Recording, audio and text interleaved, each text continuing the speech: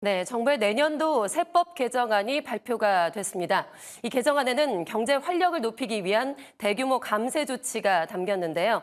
보도국의 취재기자와 함께 어제에 이어서 세법 개정안의 자세한 내용을 하나하나 짚어보겠습니다. 고진경 기자 나와 있습니다. 어서 오세요. 안녕하세요. 네, 자 많은 분들이 상당히 궁금해하셨을 것 같은데 하나하나 좀 자세하게 짚어보겠습니다. 네. 자 이번 개정안의 핵심은 바로 상속세 개편일 것 같은데 예상대로 대대적인 손질이 이뤄졌죠. 네, 그렇습니다.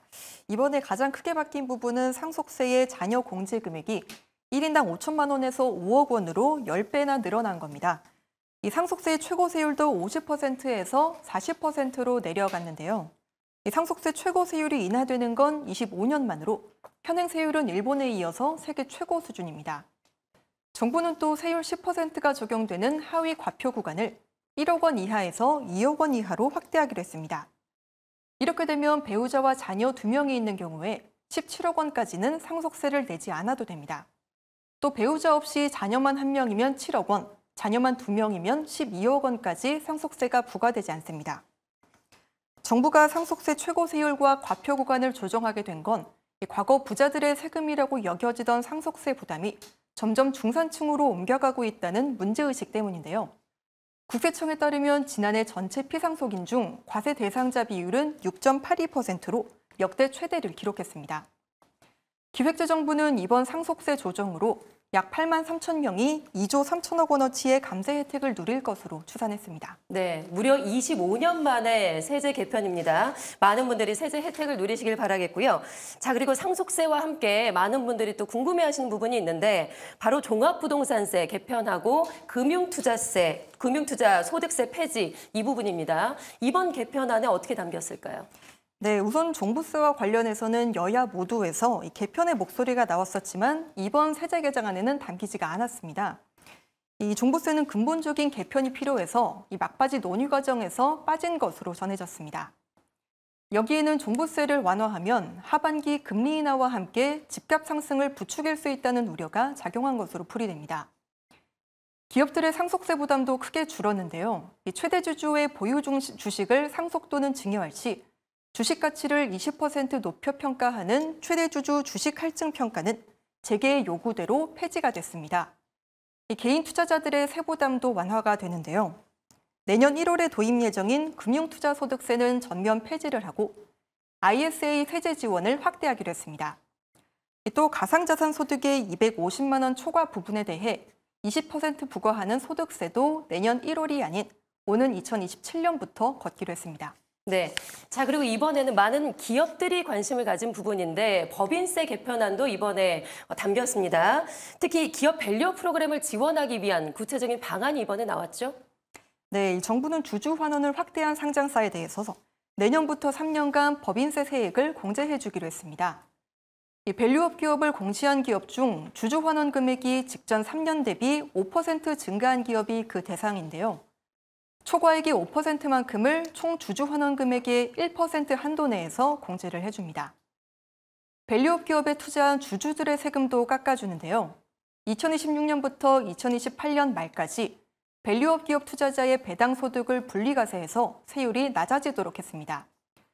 예를 들어 3,600만 원의 배당 소득을 벌었다면 소득세가 기존 504만 원에서 450만 원으로 줄어들게 됩니다. 네, 앞서서 쭉 설명을 해주셨습니다만 내년도 세법 개정안의 초점이 전체적으로 보니까 세부 부담 완화에 맞춰져 있는 만큼 아무래도 세수 감소는 불가피할 것으로 지금 예상이 됩니다. 그렇다면은 세수 확보 계획이나 전망은 좀 어떻게 나온 게 있을까요? 네, 정부는 이번 세법 개정안으로 인해서 향후 5년간 약 4조 4천억 원의 세수가 감소할 것이라고 추산을 했습니다. 전년도 개편안보다 감세 규모가 크게 늘어난 건데요. 당장 내년에만 올해 대비 세수가 6천억 원 넘게 줄어들 것으로 보입니다. 지난해에 이어서 올해도 세수 펑크가 유력한 상황이어서 정부의 재정 부담은 더 커질 전망인데요.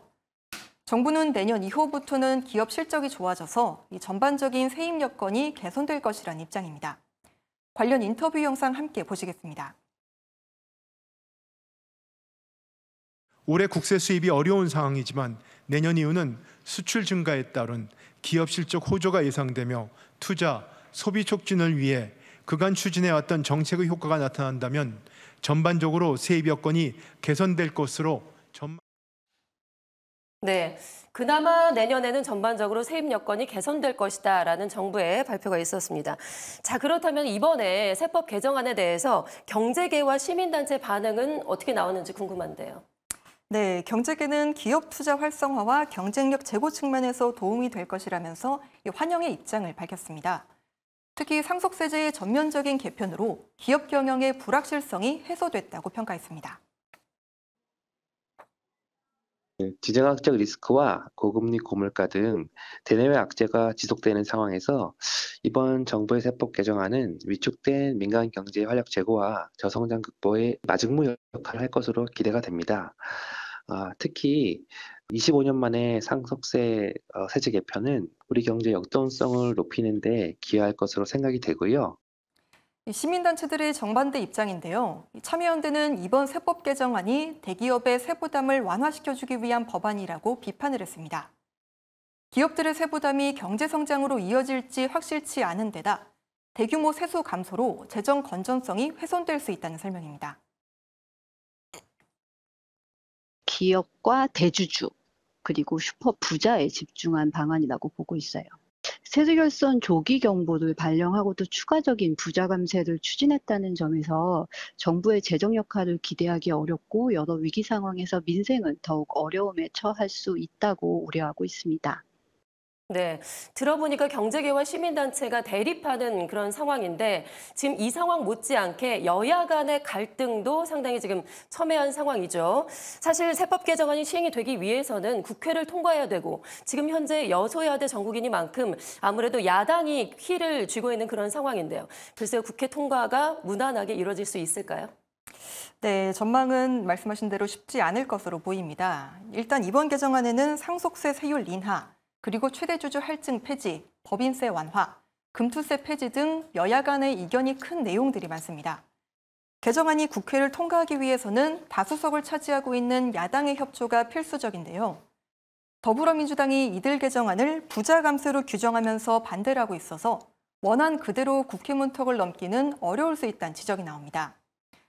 이번 세법 개정안은 입법 예고와 국무회의 의결을 거쳐서 오는 9월에 정기국회에 제출될 예정입니다. 네, 아무래도 상황이 상황이니만큼 입법 과정에서 상당한 좀 진통이 예상이 되고 있습니다. 지금까지 내년도 세법 개정안과 관련해서 자세하게 알아봤습니다. 고진경 기자와 함께했습니다. 고맙습니다. 감사합니다.